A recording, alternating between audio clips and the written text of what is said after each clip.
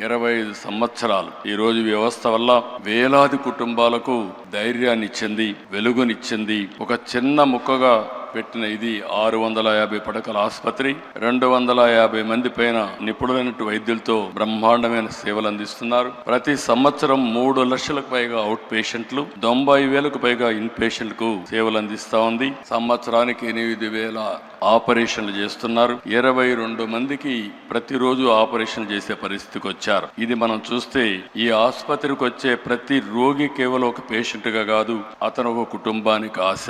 ఆ ఆశ నిలబెట్టే సంస్థ బసవతారకం ఆసుపత్రి. పేద వర్గాలకి నిజమైన గుండె ధైర్యంగా నిలబడిన ఏకైక వ్యవస్థ బసవతారకం వ్యవస్థ.